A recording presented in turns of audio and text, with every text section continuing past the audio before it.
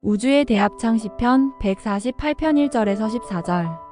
하나님께 드릴 찬양은 하늘에서부터 시작하여 땅 위의 피조물의 찬양까지 서서히 내려오는 온 우주의 합창이다.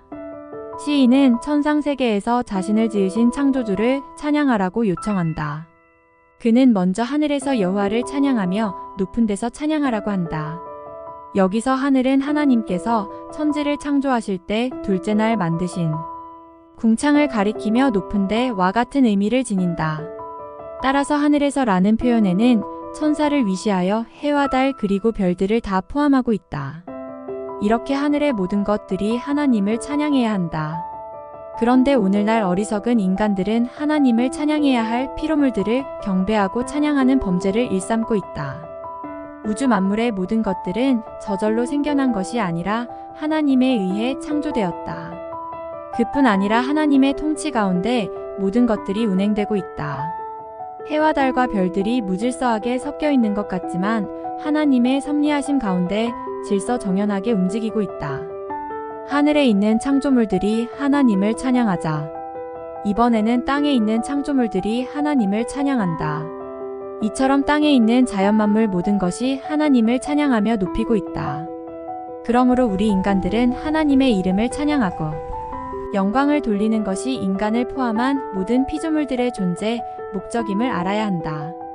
하나님은 그 이름이 홀로 높으시며 그 영광이 천지에 뛰어나신 분이시다.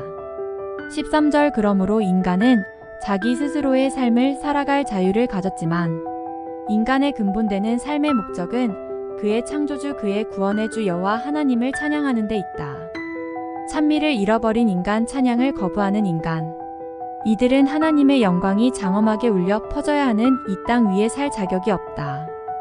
사람은 찬송을 위해 지음을 받은 피조물이기 때문이다. 이스라엘은 하나님의 특별한 사랑과 은총을 받은 민족이다. 시인은 이를 그 백성의 뿔을 높이셨다 는 말로 표현하고 있다. 이스라엘이 하나님과의 특별한 사람은 그들과 하나님이 맺은 언약에 의해 요약된다. 이스라엘의 역사는 언약의 역사였다. 그리고 이 언약은 나는 너의 하나님이 되고 너희는 내 백성이 된다는 말로 압축된다. 하나님은 그 계약을 성실함과 인자함으로 지키셨다. 그러나 이스라엘은 하나님의 진실과 사랑에 응답하지 못하고 스스로 계약 관계를 파기해버렸던 것이다. 신약시대에 이르러서는 이 새 언약에 기초하여 예수 그리스도가 성육신 하시고 십자가에 돌아가심으로 인류의 죄를 대속하였고 그 결과 세계 만민과 하나님 사이에 친밀한 관계가 맺어지게 되었다. 우리는 예수 그리스도의 보배로운 피를 통하여 죄의 속박으로부터 구원함을 받고 하나님의 자녀가 되고 썩지 않고 더럽혀지지 않고 쇠하지 않는 기업 곧 하늘나라를 소유하게 되었다.